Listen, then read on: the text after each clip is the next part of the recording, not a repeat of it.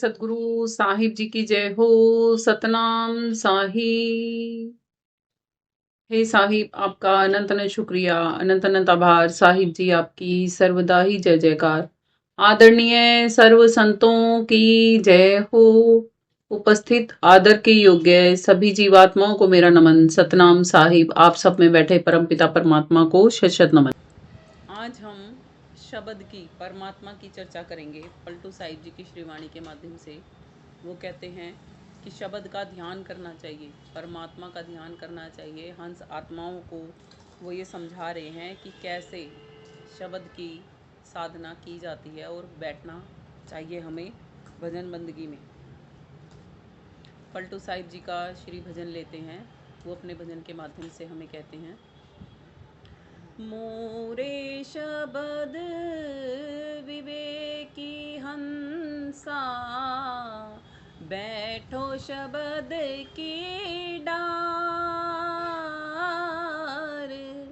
बैठो शब्द की डार। मोरे शब्द विवेकी हंसा, बैठो शब्द की डार, बैठो शब्द की डार। शब्द ओढ़ो शब्द बिछाओ, शब्दे मूल आहार।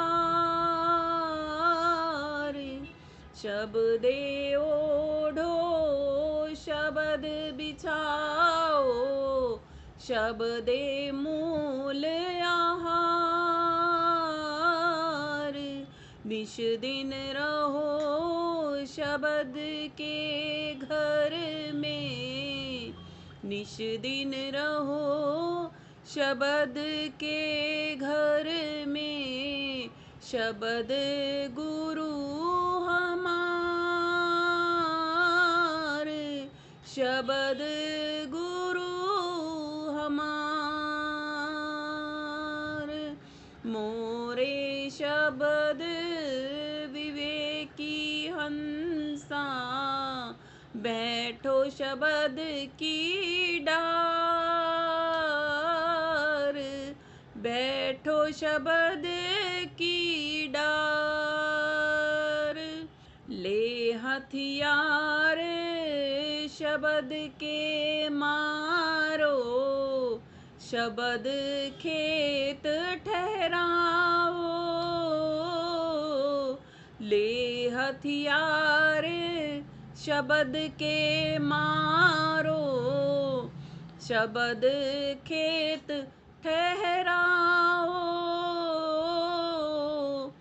कब हो कुचाल जो होए तुम्हारी, कब हो कुचाल जो होए तुम्हारी। शब्दे में भाग लुकाओ, शब्दे में भाग लुकाओ। मोरे शब्द विवेकी हंसा, बैठो शब्द की डार, बैठो शब्द की डार। आदि अनादि शब्द है भाई, शब्द मूल विचार। आदि अनादि शब्द है भाई, शब्द मूल विचार। जिनके चोट लगे शब्द की, जिनके चोट लगे शब्द की।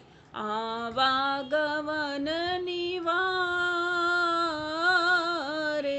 आवागमन निवार। मोरे शब्द विवेकी हंसा, बैठो शब्द की डार, बैठो शब्द की डार। शब्दे मूल है शब्दे शाखा, शब्दे शब्द समाना। शब्दे मूल है शब्द है शाखा, शब्दे शब्द समाना। पलटू जो होए शब्द विवेकी, पलटू जो होए शब्द विवेकी। शब्द के हाथ बिकाना, शब्द के हाथ बिकाना। मोरे शब्द विवेकी हंसा, बैठो शब्द की डार, बैठो शब्द की डार। क्या समझा रहे हैं पलटू साहिब जी? पर शब्द के ही मारो, शब्द को ही खाओ, शब्द को ही पहनो, शब्द को ही ओढ़ो। कैसे करेंगे हम ऐसे? इसीलिए कहा जाता है संतों की वाणी अटपटी, झटपट लखे ना कोई, और जो झटपट लखे तो चटपट दर्शन होए। पलटू साहिब जी के जो शिष्य रहे होंगे ना उस समय पे, ये उनको बोला जा रहा है पलटू साहिब जी के द्वारा कि ऐ मेरे प्रिय हंसा, हंस आत्मा, हंसा आत्मा होती है ना। क्या कह रहे हैं? मोरे, मेरे मतलब, मोरे का मतलब मेरे, शब्द विवेकी हंसा, ओ शब्द के जानकार हंसा, शब्द की नॉलेज रखने वाले ओ हंसा, तू अब बैठ जा। कहाँ पर? जहाँ पर शब्द की डार है। कहाँ पर है शब्द की डार? शब्द की डार अधर में है। कहा जाता है डोरी एक अनूप है, अधरे दर्शन होए, काया से न्यारा लखे, संत कहावे सोए। डोरी एक अनूप है, अधरे दर्शन होए, काया से न्यारा लखे, हंस कहावे सोए। संत भी उन्हीं को कहा जाता है और हंस भी उसी को कहा जाता है। पलटू साहिब जी कह रहे हैं, ए हंसा, ए आत्मा, अब जब तू शब्द की जानकार हो रही है, शब्द को जानने लगी है, शब्द को पहचानने लगी है, तो शब्द की ही डार बैठ जा। जैसे जिससे हमें प्यार हो जाता है तो हम उसके साथ रहना पसंद करते हैं कि नहीं करते? और घर वाले भी परमिशन दे दें कि भाई जिससे तू प्यार करती है अब उसके साथ रहने के लिए तेरे को परमिशन ग्रांटेड है, तो फिर तो वैसे ही नहीं मन करेगा ना कहीं और जाने का। तो उनके गुरु ही उनको आज्ञा दे रहे हैं कि मेरी हंस आत्मा, ए हंसा, अब तू बैठ। कहाँ बैठ? शब्द की डार बैठ। और क्या करना है? इतना उसके पास बैठना है, इतना उसके निकट बैठना है, इतना उसके संग करना है कि वो ओढ़ भी सके तू। शब्दे ओढ़ो शब्द बिछाओ। कैसे ओढ़ोगे? कैसे बिछाओगे शब्द को?